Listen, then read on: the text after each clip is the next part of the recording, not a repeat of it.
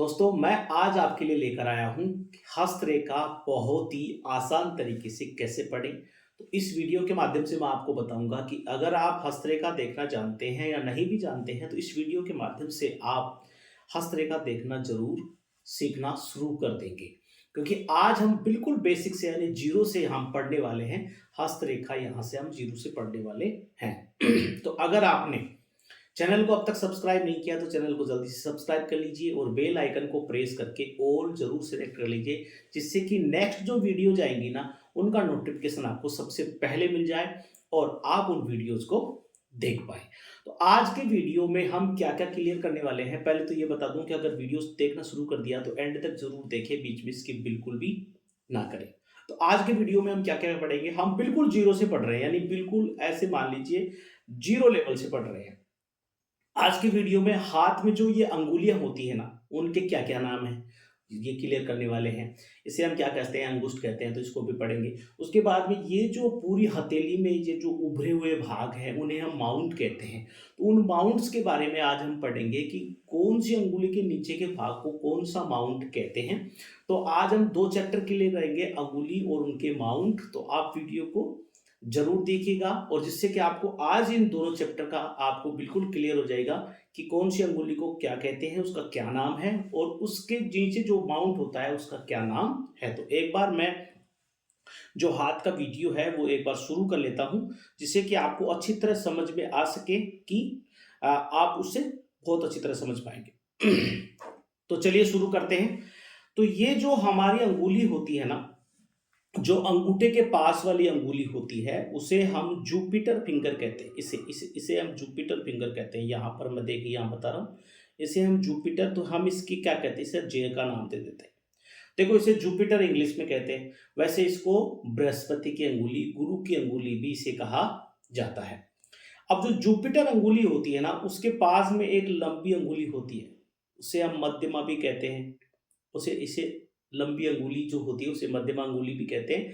लेकिन ये मध्यमा नहीं होती है, ये सैटर्न फिंगर होती है, यानी शनि की अंगुली होती है, तो इसको मैंने एस का नाम दिया है। ये हमारी सैटर्न फिंगर है। सैटर्न शनि, शनि की अंगुली है।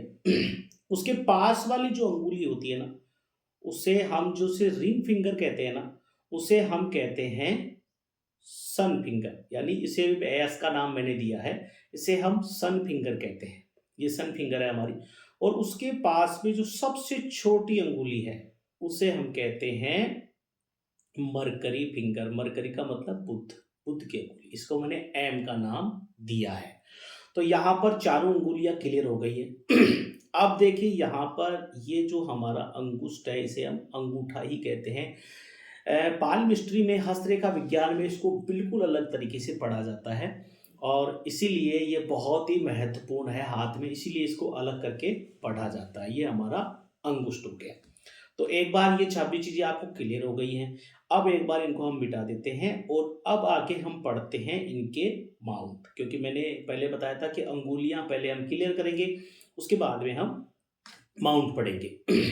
अब देखिए जो जुपिटर फिंगर होती है ना, बृहस्पति की अंगुली, उसके नीचे का ये जो एरिया होता है ना, यहाँ पर देखिए मैं यहाँ जो ड्रा कर रहा हूँ, वो जो एरिया होता है उसे हम जुपिटर माउंट कहते हैं। जुपिटर माउंट कहते हैं। ये अधिकतर वैसे ऐसे मान लीजिए थोड़ा उभरा होना चाहिए, फ्लैट या इसमें गड्ढा नहीं होना चाहिए, वो भी नेगेटिव माना जाता है। ये बहुत अच्छा होता है ना, तो व्यक्ति का काम धंधा, उसके फैमिली के रिलेशन बहुत ही जबरदस्त होते हैं। तो इसलिए जुपिटर माउंट का बहुत ज़्यादा एक अच्छा रोल है। ये शिक्षा में भी बहुत अच्छा काम करता है, एजुकेशन में भी काम करता है, इसलिए हमारा जो जुपिटर माउंट है। उसके आगे अगर बात करूं, इसको एक बार फिर से मिटा देता हूं और आगे मैं बात करूं तो ये जो मध्यमा अंगुली है सेटर्न फिंगर, इसके नीचे जो ये माउंट होता है ना, इसे हम शनि का माउंट बोलते हैं। शनि का माउंट कैसा होना चाहिए, शनि का माउंट ज्यादा उभरा हुआ नहीं होना चाहिए, फ्लैट होना चाहिए, नहीं बराबर होना चाहिए।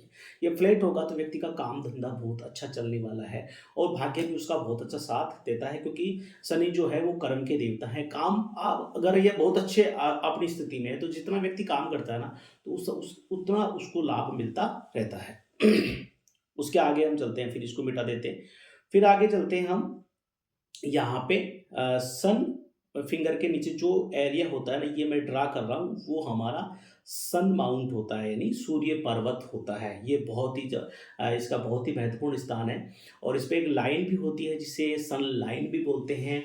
इस लाइन पे यदि बहुत अच्छा चिन्ह हो, शुभ चिन्ह हो, त्रिकोण हो, तो यहाँ पर व्यक्ति गवर्नमेंट जॉब में बहुत ही आसानी से चला जाता है। और सन जो माउंट होता है वो व्यक्ति का नेम फेम होता है, समाज में मान प्रतिष्ठा जितनी भी होती है, व्यक्ति की जो भी ऊंचाइयों पर जाता है वो सन माउंट की वजह से जाता है। तो ये जो माउंट होता है ना, दोनों तरफ से भुरा हुआ और बीच में दबा हुआ होना चाहिए, तो बहुत अच्छा माना जाता है सन माउंट। आगे हम बात करते हैं, देखिए यहाँ पर ये छोटी अंगुली है ना, जिसे हम मरकरी की अंगुली कहा था, बुध की अंगुली, उसके नीचे का जो एरिया है, ये जो एरिया कहलाता है, ये एरिया होता है वो बुध पर्वत होता है। बुध का मतलब बुद्धि के देव बुध होते हैं। और बुध पर्वत यदि व्यक्ति का अच्छा हो तो व्यक्ति का जो उसमें सोचने की क्षमता है, इंटेलिजेंस मान लो, बुद्धि बहुत ज़्यादा होती है। वो व्यक्ति जैसे अगर कोई बिजनेस में है ना, उसका बुध पर्वत अच्छा है तो वो बिजनेस में बहुत ही ज़बरदस्त जो काम करने वाला होता है। तो ये बुध पर्वत भी अच्छा होना चाहिए। आगे हम बात करते हैं बुध पर्वत से आगे की, अगर बात करते हो अंगूठे के पास में जो होता है, ये जो एरिया होता है ना अंगूठे के पास में, इसे हम कहते हैं मार्स, यानी मंगल का एरिया। ये हमारा मंगल का एरिया है, इसे लोअर मार्स कहते हैं। और इसके जस्ट आगे वाला ये होता है अपर मार्स, यानी ये अपर मार्स हो गया, ये लोअर मार्स हो गया। तो ये मार्स के एरिया हैं, मंगल के एरिया हैं, दोनों ही मंगल के एरिया हैं। ये भी अच्छे होते हैं तो व्यक्ति जो होता है पुरुष के टैकर होता है, बहुत अच्छा काम करने वाला होता है, जोशीला व्यक्ति होता है। तो ये मंगल, मंगल से क्या ब्लड का रिलेशन है, ब्लड से मंगल देवता आते हैं, तो ब्लड से उनका रिलेशन है, तो ये भी अच्छे होने चाहिए। अगर ये अच्छे हैं तो निश्चित रूप से व्यक्ति का जोशीला, उसमें काम करने की इच्छा, ये सारी चीज़ें जो होती हैं, वो अपने काम में कितना एक्टिव रहता है, वो सारा मंगल से यहाँ पर आता है। मंगल के बाद में हम चलते हैं यहाँ पर नीचे, तो ये जो एरिया होता है ये मून का एरिया होता है। यहाँ पर ये सारा जो एरिया है ये मून का एरिया है, इसे हम मून कहते हैं। ये चंद्रमा का एरिया है।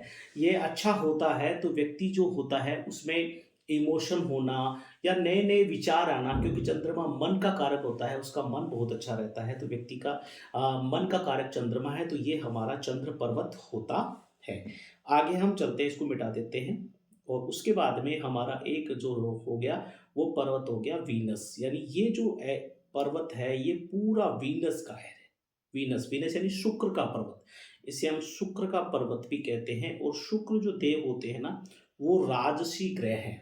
व्यक्ति को जीवन में ऐश्वर्य देना, राजसी ग्रह का मतलब होता है उसके जीवन में लग्जरी जो भी होती है व्यक्ति में, ये थोड़ा उभरा हुआ होता है तो बहुत ही जबरदस्त होता है। व्यक्ति के जीवन में लग्जरी बहुत ज़्यादा यहाँ से आने वाली है, और उसमें पैसा भी यहाँ से देखा जाता है कि व्यक्ति के जीवन में पैसा कितना मिलने वाला है, तो वो भी यहाँ से देखा जाता है। तो दोस्तों इस प्रकार से मैंने आपको यहाँ पर अंगुलियों का परिचय बताया, उसके बाद में मैंने अंगूठा बताया, और लगभग सारे पर्वत मैंने यहाँ को आपको क्लियर किए कि किस भाग को कौन सा पर्वत कहते हैं। एक जरूरी सूचना मैंने आपको बीच में देनी थी, वो अब मैं दे रहा हूँ। अगर आप अपनी हस्तरेखा का विश्लेषण करवाना चाहते हैं तो दिए गए नंबर से मुझसे संपर्क कर सकते हैं।